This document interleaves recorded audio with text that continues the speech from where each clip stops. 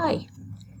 After you have completed the lynda.com R Studio tutorial, you can go to this free book. I have the link on the textbook section of the Canvas homepage, and go through this book to get some more hands-on opportunities directly with RStudio. After you read through the introduction, in Chapter 3, Visualization, this will start to take you into ggplot and tidyverse and some of the visualization tools that are helpful in using R. One of the things that you should get used to is using libraries, which are like canned packages of programming code, and then calling those packages up when you need them. And so as you go through this book, typically the code will be obvious because it will be in a different font, like this one right here, the tidyverse library. And you can either retype this into the console in RStudio, you could copy and paste it here, or you could install the package right within the tool. So if I come into R, this section up here that I'm working in is the console, and so this is where I can type the library name, or I can copy and paste it from the book. Also, if I've already installed a package previously, I don't need to type it in or copy and paste it in.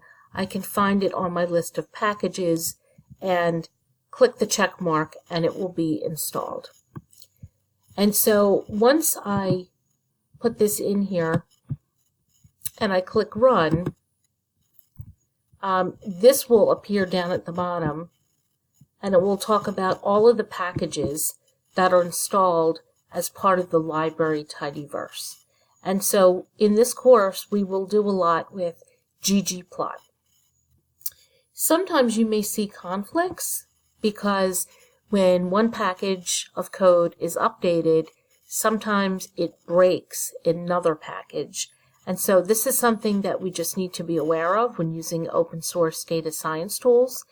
And what many people will do is that once they have a package that works for existing visualizations or analytics, they will not update to a newer package until after they've tested everything and they've fixed anything that has been broken. And so the other things I want to make you aware of in this screen is that this area up here is where you will be entering your code, the results of your code, like any feedback that you get or errors will typically appear down here at the bottom of the console. If you need to install packages, they will be on this package tab. If you run any statistics or visualizations that have plots, they will show up here in the plots tab. If you have files that you've installed and you want to look at the data, they will show up in the viewer. And if you need help, you could always go out in another web browser and search for help, or you could get that right here from help. If you don't see everything in your screen here that I have here, you can always go up to View, Panes, Pane Layout, and just make sure that you have the options here that you want to see. Some other things to be aware of, when you do put code in here, you always want to click Run. If you want to import data sets, you can do that through code, or you can do it through this graphical user interface here. Most of the time I say it is always best to use CSV type files and use the From Text Reader as your first option. And you can also use this sweep button here, which clears objects from the workspace.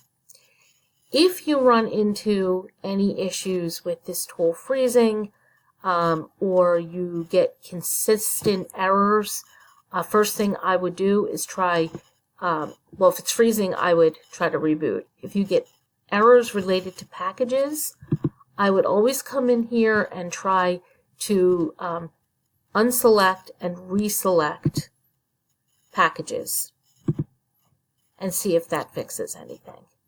After you do some troubleshooting, then you can reach out to me if you've spent a good amount of time troubleshooting and it has not fixed your problem.